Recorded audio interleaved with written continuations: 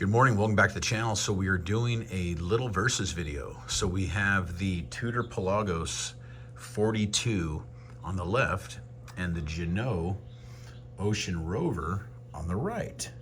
So I thought it would be a good idea to showcase these two watches together due to the fact that they have very similar build quality.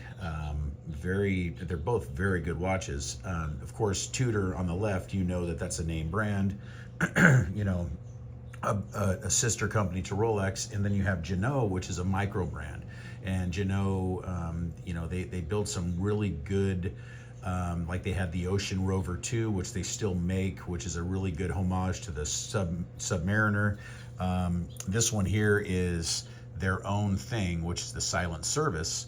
So it is pretty much, you know, you see some 6-digit Rolex vibes with the case, this style case, but it has no crown guards. You do see, you know, Rolex style bracelet. The dial is like an Omega. You got sword hands like an older Omega.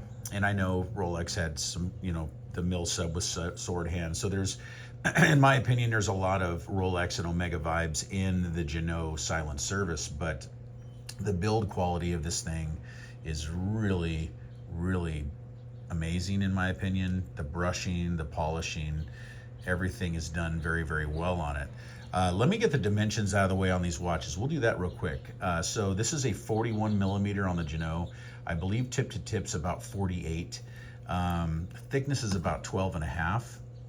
It's been a while since I measured this, but I'm just going off of memory. You got 20 millimeter lug opening, tapers down to about, I think about 17 millimeter at the clasp.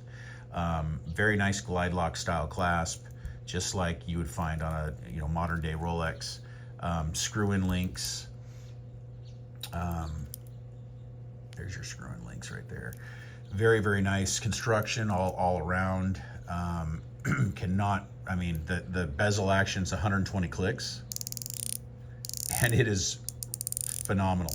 I really think it's just got great bezel action. So I mean, this thing's like retailing under $1,700, I believe.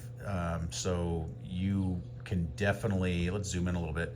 You can definitely get some bang for buck for this watch right here. I think it's got like great value for this piece right here. Great value. So let's look at the, and you know, the movement in here is going to be an SW200. Screw down crown, screw down case back. You got 300 meter of water resistance. Very, very nice case back. And it's like I said, it's a very nice design. There is your Ginault little flower there, and it's embossed in the crown, and I love the size of this crown. It's very easy to grip. The grip on that bezel is also very nice, and it's something that is to their own as well, and it's real easy to manipulate. And you got a sapphire crystal with great clarity. So top and bottom of this thing, you can see right through it, any angle, perfect. And that's why I wanted to kind of showcase these, because any angle you have this watch, you can see the time, just like the Tudor, and I'll show you that.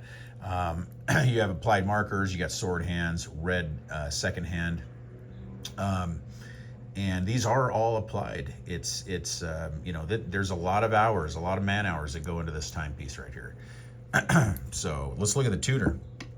So we have the OG. This is the 42 millimeter Tudor Pelagos, second generation. This is the one with the in-house movement. That's the one that I really feel would be the better of the two.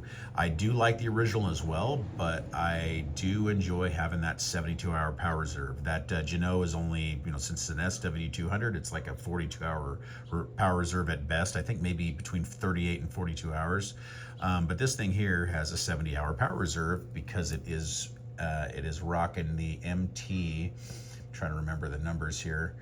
Tudor fans are probably going to know MT 5612. So very good movement. You got I left the sticker on the back because my original one that I had in the past, I took it off and just scratched the hell out of the back. So I left that on to kind of protect it, because this does have a stainless steel back. But let's get into the dimensions. So we're at 42 millimeters from side to side. We're about 50 tip to tip. thickness, I believe this thing's coming in at 14.5, somewhere right around there. It's not all that thick. People think it would wear thick. I don't think so. I think the side, it's nothing like a Black Bay, which is just a straight slab side. When you have these pointed crown guards, which harken back to the older Tudor Submariners and also the Rolex Submariners, it just really breaks up the case, especially having this helium escape valve. It just really breaks the case up and just gives it more of a more streamlined look. I got a scratch right there. I didn't even realize that. Wow. So I'm making memories with this thing. But you have a beautifully made case, you know, all fully brushed titanium, but you do have a very nice chamfer down the edge of that top of that case. 22 millimeter lug opening. Just great bracelet. It's an oyster style bracelet, a little different than what Rolex does, but you know, kind of the same idea. It is similar to a glide lock, but what I like is that you're able to, you know, adjust this however you'd like, and that gives you quite a bit. And then you can get it out here in this spring area where you have all kinds of extra movement, and it does have a diver's extension as well. So very, very nice. I think these retail for around $5,000, and if you don't want to pick up a modern day Submariner and you want something that's, in my opinion, cooler and has a lot going on for it, this would be, and it's readily available. You can actually buy this. I would pick up something like this, but you have a very nice size crown, protected very well. You do have the date right there at the 3 o'clock. Huge lume plots. Yeah, you have this movie, you know, Star Wars effect here. That's what I've heard. People complain about all the text on here. I actually like it. I don't care. I like that it says all that. I'm happy with that. The bezel is a 60 click bezel, and it is really good. It's probably one of my favorite bezel actions, probably over this Ginault, but the Ginault would take second. And the old 5-digit or even the 6-digit subs aren't this good, in my opinion. This is really just deliberate clicks, and yeah, it's 60, not 120, but I really like that. I welcome that. I actually like the way this feels. Yeah, and it's also matte. It's not all shiny, so I really like that as well. Huge font, and then just a lot of lume. This thing is gonna have amazing lume, and we'll get to the lume towards the end. But very, very nice lume plots. So signed Tudor crown, of course. On my 7.5 inch wrist, this is how it's gonna wear, and it fits me really, really well. I love the way this watch fits. It's just a nice piece. Everyone's clamoring over the Pelagos 39, which I've reviewed, and I do like it. But, you know, after wearing larger watches like my Omega Seamaster, the 43.5, I really like bigger watches. I like the 42, right around there, 43. The Pelagos or the Omega doesn't wear all that big just because of the way it's actually thicker than this watch, but this one looks thicker just because of the way Omega makes its cases. So it really has everything to do with the way it's shaped. And I really figured that out long ago with wearing the Seiko Marine Master, which is, you know, just totally, you know, the way they make their cases, it's not really a thick watch, and they do a great job on hiding its thickness. But anyway, here this is on my 7.5 inch wrist, 41 millimeter, very, very good, nice wearing. That's why I like this thing. It just wears so nice.